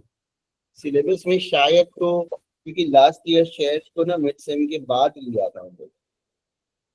अभी तो टाइम वैल्यू ही है, शायद देखता हूँ मैं कुछ रीशेड्यूल करता हूँ. So yes. तो कल का सर हम लोग कल कुछ और कर सकते हैं और फिर बाद में हम शेयर्स को देखेंगे, क्योंकि अभी तक हमें वैल्यूएशन ऑफ शेयर्स का कुछ बताया नहीं मैडम ने. कौन सा डायरेक्ट लेक्चर, बॉन्ड से स्टार्ट किया है. या कल छुट्टी दे दो कि कौन सा लेक्चर रखूं, इको रखूं या टाइम वैल्यू का वापस कुछ रखूं नया, कुछ सब. सर तो इको इको करते हैं कल, और फिर मंडे को टाइम वैल्यू रखते हैं, क्योंकि हम लोग का ट्यूसडे को है टाइम वैल्यू ऑफ मनी, हाँ, सीईसी है. लेकिन ना मुझे तुम लोग इस साल का कुछ भेजो ना, इको और टाइम वैल्यू का, तो मैं नया इंक्लूड करूँ कुछ. पुराना तो सिखाऊंगा कि क्या है, इको में भी नया क्या है, कुछ टॉपिक्स भेजो जो बाकी है, जो ठीक है क्या सर, है. मैं आज आपसे आपके साथ पीपीटी शेयर करता हूँ. हम्म. हमारे और क्लास में जो टाइम जो वैल्यू सिखाया के है. भी सम्स ना तुम लोगों को जो करवाए है ना, सिर्फ क्वेश्चन भी होंगे तो चलेगा, वो भी भेजो. तो कभी हम टाइम वैल्यू का सबको शायद हार्ड लगता है, तो वो तो प्रैक्टिस करोगे आ जाएगा. तुम लोग भी देखो, तो देखते हैं. बीए में भी कुछ नया है नहीं ना, सब हो गया है ना हमारा. सर प्रोबेबिलिटी तक तो यस हो गया सर. है, वो सीसी में आने वाला है. Okay. Sir yes. Sir formula में तो जो डिनोमिनेटर है वो m+p/2 है, तो आपने 10,300 क्यों लिया?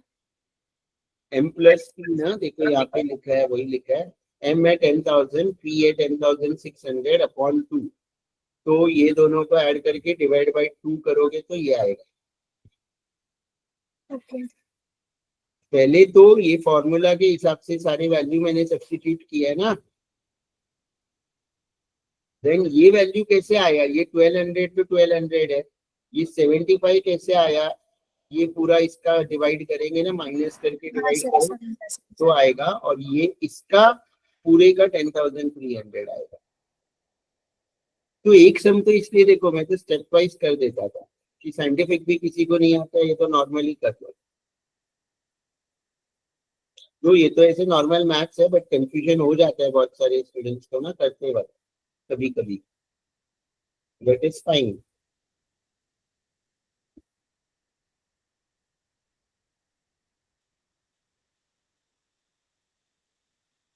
तो ये आ जाएगा, right. Current yield YTM clear है. ये क्वेश्चन में डाउट है किसी को कुछ?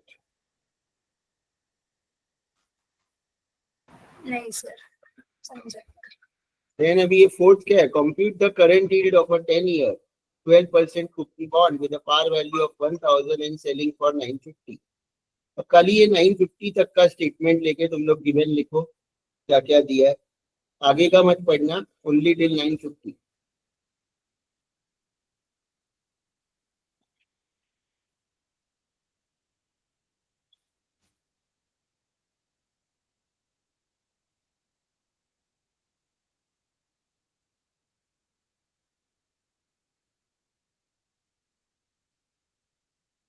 क्या पूछा है इसमें? Compute the current yield current yield find करना है। 10 ईयर क्या है? N number of 10 year. 12% क्या है? सी P है 12%। और 1000 क्या है? फेस वैल्यू फेस वैल्यू है, और 950 क्या है? Market price market price. Market price या P। और M क्या हो जाएगा इसमें? Same as face value 1000। लेकिन करंट यील्ड में हमें M चाहिए ही नहीं। करंट यील्ड का फॉर्मूला क्या है? I upon P। तो P तो दिया हुआ है 950, I हमें ढूंढना है। I का फॉर्मूला तो फिक्स है, फेस वैल्यू इंटू C। तो I इज 120। फिर हमने निकाल दिया, आ गया करंट यील्ड। उसके बाद क्वेश्चन में क्या बोला है इन लोगों ने कि what if the price rises to 1000, यानी P 950 से 1000 होगा तो करंट यील्ड कितना होगा, या प्राइस 950 से 900 होगा तो करंट यील्ड कितना होगा। तो कुछ नहीं, खाली प्राइस चेंज करना है। अगर 950 से 1000 हुआ तो करंट यील्ड 12.63 से 12 हो जाएगा। प्राइस अगर कम हुआ तो करंट यील्ड बढ़ जाएगा। तो ये भी वही यील्ड और प्राइस का रिलेशन बता रहे हैं। Price is increasing from 950 to 1000, तो यील्ड इज डिक्रीजिंग, है ना। और price is decreasing from 950 to 900, तो yield is increasing from 12.63 to 13.33. As price rises, current yield falls, and as price falls, current yield rises. Wait. Inverse relationship between yield and price, between price and interest rate, right?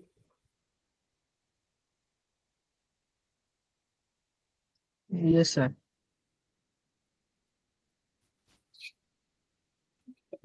हमने क्या देख लेते हैं। Consider a rupees 1000 par value bond carrying a coupon rate 9%, maturing after 8 years. Bond is currently selling for 800. What is the YTM? YTM पूछा है, इसमें भी 4 चीजें दिया है। क्या क्या दिया है ये भी इजी है। फेस वैल्यू 1000 दिया है, P कूपन रेट 9% है, N 8 है और P 800 है। YTM का फॉर्मूला अप्लाई करना है। ये 4 चीजें दी हुई थी। I सबसे पहले हम निकालते हैं, that is face value into coupon rate 90 आ जाएगा। M will be same as face value 1000. Use the formula of YTM, solve it, so you will get the answer. इसमें भी I don't think you will need any explanation. Solve तो है ही, given था, सब कुछ simple question था। Then next question पे आ जाते हैं हम। Compute the value of an 8-year 10% preference stock with par value 1000, required rate of return 9%, to be done exactly like bond valuation. ये भी कुछ नहीं है, खाली नाम प्रेफरेंस स्टॉक है, बट सेम बॉन्ड वैल्यूएशन का कॉन्सेप्ट अप्लाई करना है। और यहाँ पे बोला है basis the above calculation explain the relationship. जो मैं बोल रहा था ना कि ऐसा क्वेश्चन आ सकता है कि explain the relationship between price and interest rate, तो वो मैंने क्वेश्चन नंबर 6 में नहीं किया है, वो मैंने इसमें कर दिया था। ये क्वेश्चन नंबर 1 में वही तुम लोगों को एक्सप्लेन करना है, और explain with the help of diagram आएगा तो वो डाउनवर्ड स्लोपिंग कर्व है।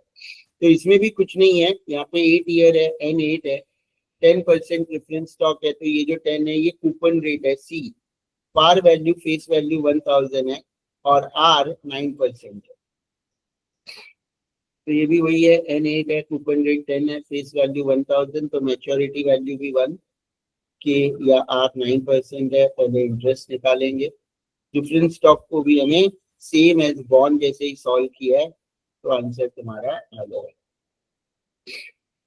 और देखो एक चीज और याद रखो, जो तुम लोगों को ना, तुम लोग ये जज कर सकते हो कि जो आंसर आया मेरा वो राइट है या रॉन्ग है। कैसे कर सकते हो पता है? अगर तुम्हारा फेस वैल्यू और मैच्योरिटी वैल्यू सेम है तो क्या देखने का पता है तुम्हें? ये C और ये K देखने का। 2 कंडीशन है, पहले तो ये दोनों सेम होना चाहिए, तो ये रूल अप्लाई होगा। If this both are same, then क्या रूल है? coupon rate is greater than R, if coupon rate is greater than R, then the intrinsic value will be more than face value. If coupon rate is greater than R, तो जो तुम्हारा intrinsic value आएगा वो face value से ज्यादा ही आएगा. तो तुम्हें खाली एक आइडिया आ जाता है कि अगर बाय चांस जैसे कि इसमें कूपन रेट 10 है और आर हमारा 9 है, तो 1000 से कम आया अगर तुम्हारा आंसर, तो वो डेफिनेटली रॉन्ग है. 1000 से ज्यादा ही आएगा, तो ऐसा एक जजमेंट कर सकते हो. And vice versa, if coupon rate is less than R, then the intrinsic value will be less than the face value. अगर ये R10 होता और कूपन रेट 9 होता, तो ये जो वैल्यू है ये 1000 से कम आना चाहिए, फेस वैल्यू से कम आना चाहिए. तो सिर्फ एक रूल जो याद रख सकते हो, जो तुम्हें सॉल्व So, काम आ सकता. अगर कूपन रेट और रेट जो भी है वो सेम है फिर सेम है तो this will be same as face value. जैसे हमने एक सम में यहाँ पे देखो मैं कि किया था वो 1000 आया था ना अप्रॉक्स, हाँ हाँ हाँ वो 14 था ना एक सम में, इसमें ये वो 999.96 आया था. हाँ 1000 आया. तो it is equal to face value. So ये वाले पेज में थोड़ा नीचे स्क्रॉल करेगा एक सेकेंड. ओके, तो वही रूल है. बट कंडीशन क्या है, एम और फेस वैल्यू सेम होना चाहिए. अगर एम अलग है तो ये कंडीशन अप्लाई नहीं भी हो सकता है, हो भी सकता है. कोई कोई सब में एम अलग भी आएगा, तो मेरे ये फाइल में नहीं है एम अलग, क्योंकि ये 20 का फाइल है, वो मैं तुम लोगों को बताऊंगा. मेच्योरिटी वैल्यू भी कभी कभी अलग हो सकता है. इट इज नॉट ऑलवेज, ये भी याद रखो कि M is not always as face value. Not always, always ये फेस वैल्यू जितना नहीं होगा. कोई कोई सब में ये अलग हो सकता है, क्वेश्चन में अगर दिया है तो. ठीक है, तो ये भी हमारा हो गया. Then 100 par value bond bearing coupon rate 12%, mature after 5 years, face value 100, C12 N5. What is the value of the bond if discount rate? यहाँ पे रिक्वायर्ड रेट की जगह डिस्काउंट रेट दिया है, बट ये आर है, ये आर ही है. तो ये भी तुम लोगों को आ जाएगा, खाली वर्ड डिस्काउंट रेट है इसलिए वो अलग है. तो वो भी यहाँ पे सॉल्व है. तो face value 100, coupon rate 12, N5, R मैंने के यूज किया. ये तो स्टूडेंट की हैंडराइटिंग है, रिचा खेतान. वो तो 22 में ग्रेजुएट हो गई, मतलब पोस्ट ग्रेजुएट हो गई 22 में IBS से. And from 3 years she is working in with Deloitte. तो ये हो गया. फिर वही स्टेप्स, ठीक है ना. तो ये भी आ जाएगा 7-3. 8 देखो क्या दिया और क्या पूछा है, क्या आ जाएगा खुद से. बस 8 और 9 दो ही है. तो बस इतना ही था बॉन्ड में. और मेन खाली वो जो थोड़े पेपर्स वाले जो है, पास्ट पेपर्स, और एक दो सम लास्ट ईयर ऐसे सिखाए थे जिसमें रिडेम्पशन वैल्यू अलग होता है. लास्ट ईयर के पहले तो ऐसे सिखाए भी नहीं थे, तो वो मेरे को लास्ट ईयर के फाइल में ढूंढ के वो भी मैं सिखा दूंगा. बट कॉन्सेप्ट कुछ और नहीं आएगा इसमें, खाली रिडेम्पशन वैल्यू अलग होता है, वो एक कॉन्सेप्ट और है फेस वैल्यू से, अगर क्वेश्चन में मेंशन्ड है तो. और वो भी कैसे मेंशन रहेगा, मतलब यहाँ पे ही दिया रहेगा मैच्योर आफ्टर 5 years. जैसे देखो मैं एक यही क्वेश्चन को अगर, वो भी चलो मैं यही लिख देता हूँ, एक्सप्लेन कर ही देता हूँ थोड़ा सा कॉन्सेप्ट को. तब तक तुम लोग 8 देख सकते हो कि गिवन एवरीथिंग समझ रहे हो, और 9 भी देख सकते हो. समझो अभी ये क्वेश्चन है, और ₹1000 par value bond bearing coupon rate of 10% per annum will mature after 5 years at a premium of 5%. What is the value of bond if the discount rate is 12%? ठीक है, ये ठीक है। अब यहाँ पे मैं गिवन लिख देता हूँ, फिर तो तुम लोग कर ही लोगे। इस पे सर कम आएगा ना 1000 से? प्रीमियम मतलब ज्यादा रहता है। नहीं, अभी मैं देखो पहले गिवन लिखता हूँ। फेस वैल्यू तो तुम लोग को दिया ही है, 1000 है। फिर एन भी तुम लोग आइडेंटिफाई कर ही पाओगे कि 5 है। फिर जो डिस्काउंट रेट है आर वो 12% है, और जो कूपन रेट, नहीं डिस्काउंट रेट है, कूपन रेट इज 10% है, तो सी इज योर 10%। बट मैंने एक कंडीशन बोला ना वो लाने के लिए कि F V and M should be same, but जो एम है वो सेम नहीं है। क्यों सेम नहीं है? ये स्टेटमेंट दिया है कि विल मैच्योर, 5 साल के बाद वो मैच्योर होगा, लेकिन एट अ प्रीमियम ऑफ 5%। तो जब भी ऐसा प्रीमियम दिया है तो maturity value will be face value plus premium, तो M will be like that. तो तुम्हारा एम क्या हो जाएगा? 1000 plus 5% of 1000, so that is 1000 plus 50, so your maturity value will be 1050। बस फिर सॉल्व करो, बस फिर कुछ और ट्विस्ट नहीं है, ये भी मैंने बता दिया। बाकी बस फॉर्मूला M1050 लेंगे।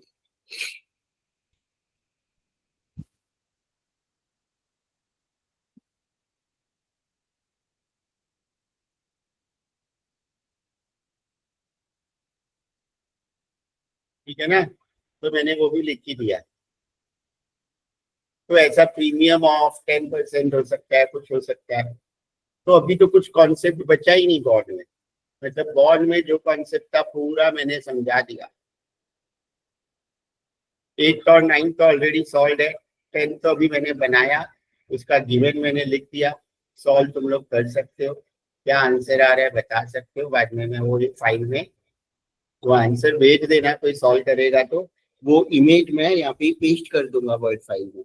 अच्छे से सॉल्व करके भेज दोगे तो इसके नीचे ही मैं पेस्ट कर दूंगा, तो उसका सॉल्यूशन भी सबको बाद में मिल जाएगा।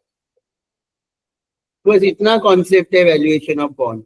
थियोरी भी इसमें मैंने बता दिया जो जो इम्पोर्टेंट है। मीनिंग है, टाइप्स ऑफ बॉन्ड थोड़ा गूगल कर लेना या उसमें होगा, और बाद में ये रिलेशनशिप बिटवीन इंटरेस्ट रेट और यील्ड एंड बस, और what is the meaning of YTM वगैरह।